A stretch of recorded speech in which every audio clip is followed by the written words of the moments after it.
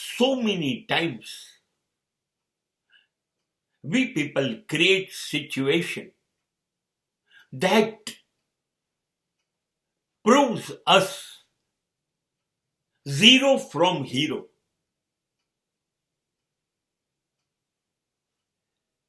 We were hero. We were most respected, most lovable, most trustworthy. And we lost everything. We didn't lose our social respect. We didn't lose only financial losses. No. The biggest thing, we lost the faith of a people,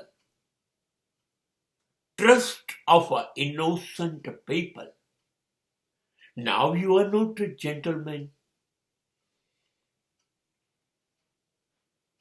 જ્યારે જ્યારે આર્થિક બરબાદી, સામાજિક બરબાદી થઈ જાય છે, ઈરાદાથી નહીં, અજાણતા,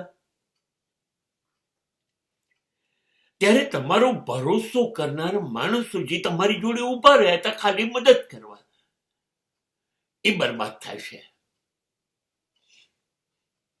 અને એમને એવું થાય છે કે આપણે એને સજ્જન માનતા હતા, ભરોસાપાત્ર માનતા હતા, એ માણસે જ આપણને લૂંટ્યા, એને જ આપણો ભરોસો તોડ્યો. આવું બને છે. પ્રતિષ્ઠા તો ઝીરો થઈ જ ગઈ, સામાજિક કે આર્થિક, બધી રીતે આપણે બરબાદ પણ થયા ને બદનામ પણ થયા.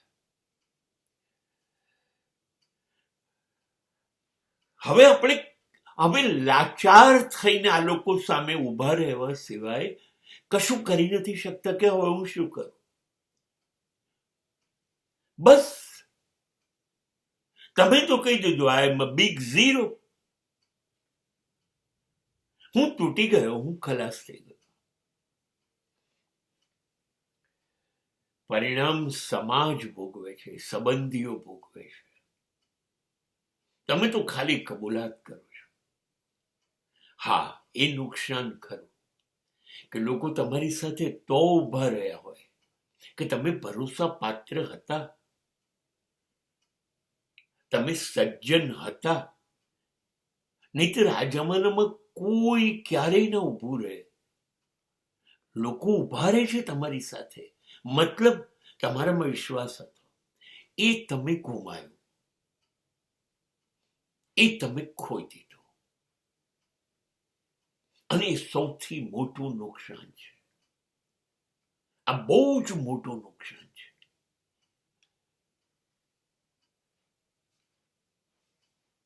એવું બની શકે જીવનમાં ફરીથી સમય અનુકૂળ આવે અને આર્થિક નુકસાન વળતર બધું ઓકે થઈ જાય.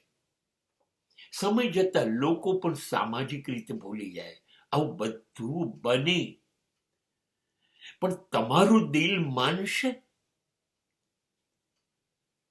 કે તમારી ઉપર લોકોનો ભરોસો નથી? તમે નહીં સ્વીકારો. તમે ખરેખર અંદરથી દુઃખી થશો. હું એવું નથી કહેતો તમે ઈરાદાપૂર્વક આવું બધું કર્યું છે, નહીં, પણ થયું તો છે જ. અને લોકોનો ભરોસો તમારી પર હતો એટલા માટે હું કહું છું કે સાચે તમને પણ દુઃખ થયું જ હશે. તમે પણ તમારી નજરમાં નીચે પડી ગયા હશો. તમને એવું થયું કે હવે હું શું મોં બતાવીશ, મારો વિશ્વાસ કરનારાઓની આંખમાં હું આંખ નહીં મેળવી શકું. મારે કારણે કેટલા બધા લોકો બદનામ થયા, બરબાદ થયા. આ બધી વસ્તુઓ અંદર આપણને પણ તોડી નાખે છે. પૈસે ટકે, સમાજની દ્રષ્ટિએ, લાગણીની દ્રષ્ટિએ, બધી જ રીતે તમે હીરોમાંથી ઝીરો બની ગયા. Now you are a big zero.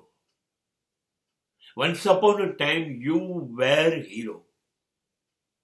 Now people will never trust you. You are only misfortune of the society.